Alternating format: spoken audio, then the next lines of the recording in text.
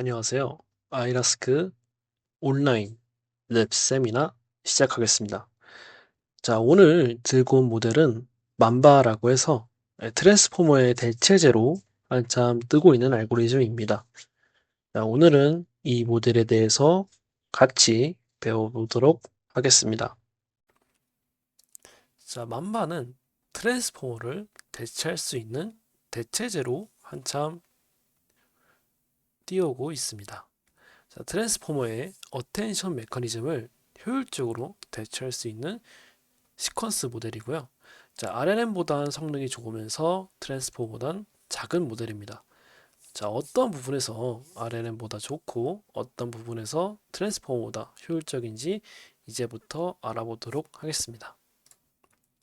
자, 먼저 이러한 만바에 대해서 이해를 하기 위해서는 사전 지식이 좀 필요합니다.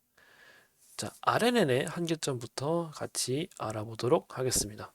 자, RNN은 순환 경로를 포함하는 RNN 계층으로 시계열 데이터를 효과적으로 학습시키기 위한 가장 기초적인 방법입니다. 하지만 이 RNN은 굉장히 많은 단점을 갖고 있는데 첫 번째로는 병렬화가 불가능합니다. 시퀀스를 순차적으로 처리하므로 GPU 병렬 처리에 부적합합니다. 네, 그 다음에 두 번째는 장기 의존성 학습이 매우 어렵습니다. 정보가 시퀀스를 겹치면서 사라지기 굉장히 쉬운데 이러한 단점은 긴 문맥을 잘 기억하지 못한다는 단점이 있습니다. 그 다음에 성능 한계와 기억력 제한이라는 단점도 추가적으로 포함하고 있습니다.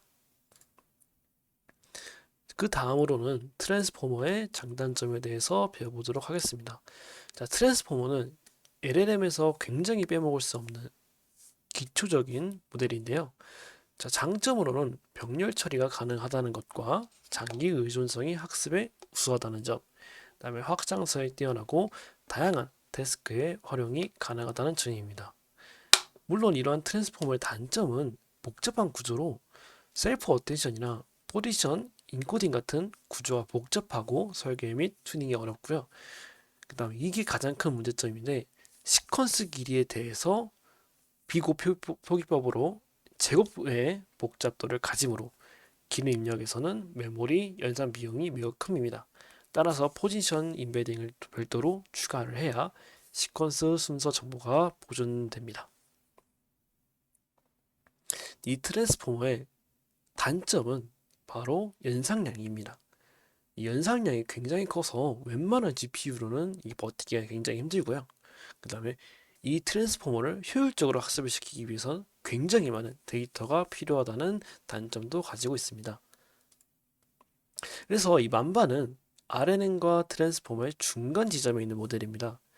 그래서 시간 복잡도, 병렬화, 긴 시퀀스 처리, 메모리 사용량, 생태계 및 조구 지원, 장기 의존성 처리, 이해 난이도 측면에서 각각 한 표로 제가 정리를 해봤습니다. 대표적으로 이 만바는 RNN만큼의 시간 복잡도를 가지고 있으면서 긴 시퀀스를 처리하는 데 효율적이고 그리고 메모리 사용량이 낮은 굉장히 좋은 모델이라고 설명을 합니다. 자, 이 만바에 대해서 정확하게 이해를 하기 위해서는 SSM이라는 게 필요합니다. 이 SSM이 뭐냐? 스테이트 스페이스 모델이라고 해서 SSM의 아이디어가 만바의 핵심 부분이고요. 이 만바의 아키텍처를 이해하기 위해서는 먼저 이러한 스테이트 스페이스 모델이 어떻게 딥러닝에서 사용되는지를 파악을 해야 됩니다. 자, 먼저 상태 공간에 대해서 말씀을 드리겠습니다. 자, 상태 공간이란 어떤 시스템이나 프로세스의 모든 가능한 상태를 정리하고 그 상태 간의 전이를 수학적으로 표현하는 방법입니다.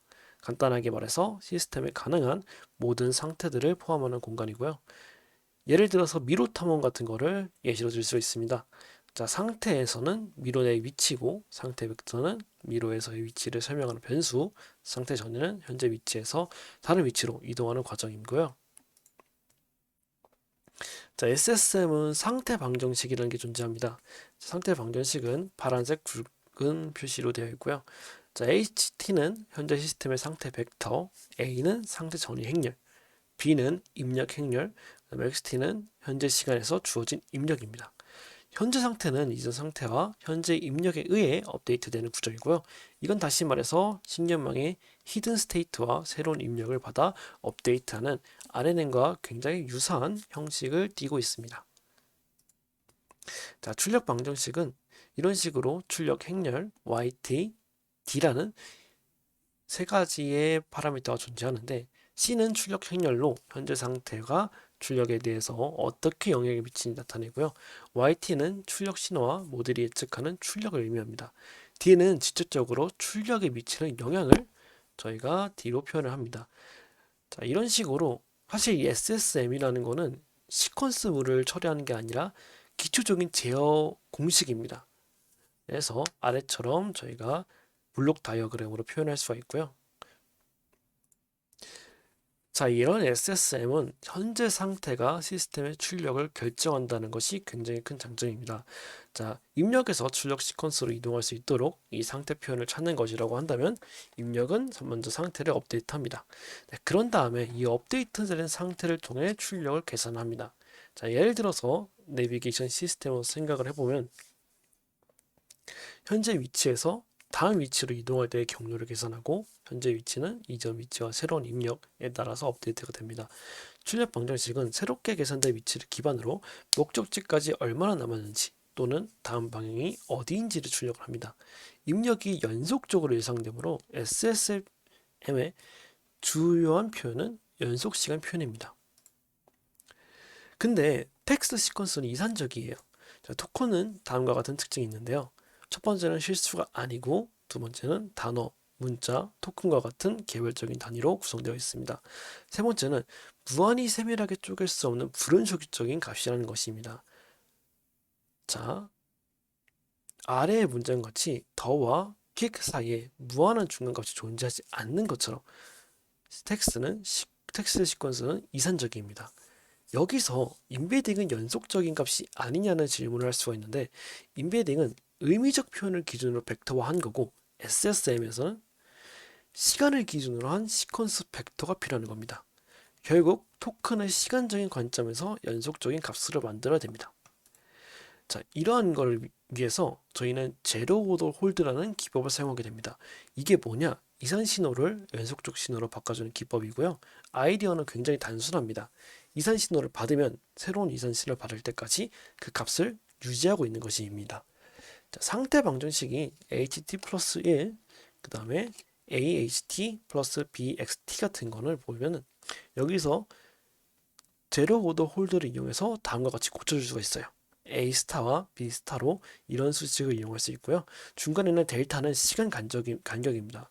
자, 왼쪽 위에서 저희가 텍스트는 이산적 신호이기 때문에 연속적 시간으로 바꾸기 위해서 다른 이산 신호를 받을 때까지 그 값을 유지하는 거라고 말씀을 드렸어요. 이 델타는 시간 간격입니다. 제가 이 왼쪽 상단에 있는 저런 신호를 델타를 통해서 오른쪽으로 밀어줄 수가 있는 것이겠죠.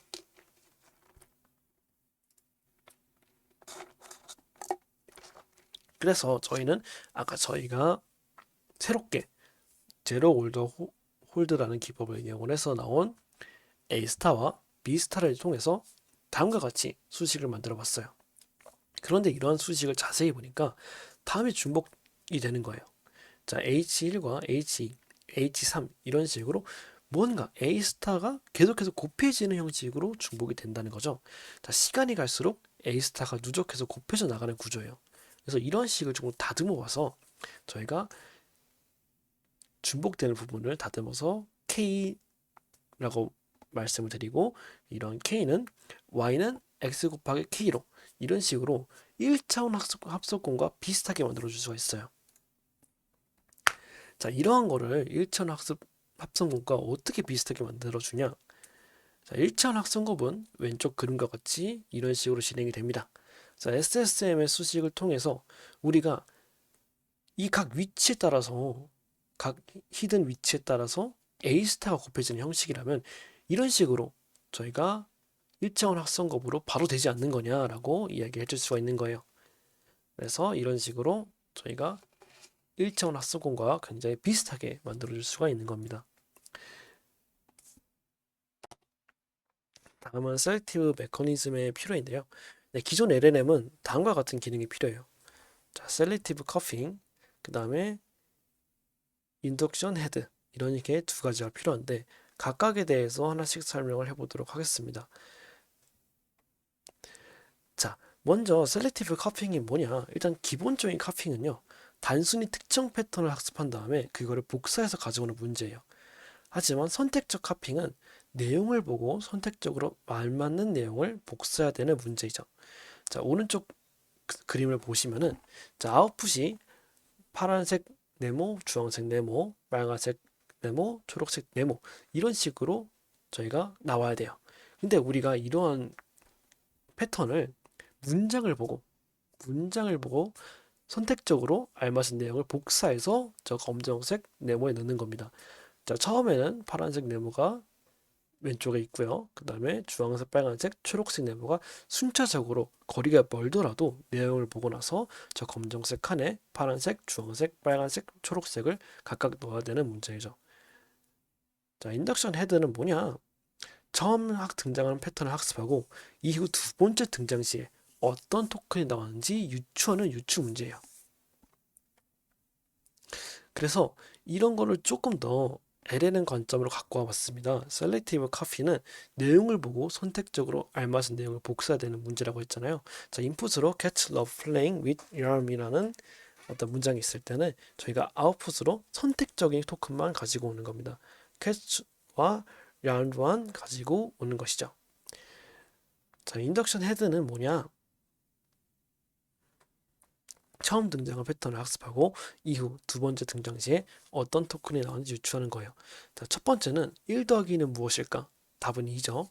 자, 이런 경향성으로 패턴을 학습하고 2 더하기 2는 저희는 답이 2라는 게 아니라 4라는 거를 LLM이 유추할 수가 있어야 되는 겁니다.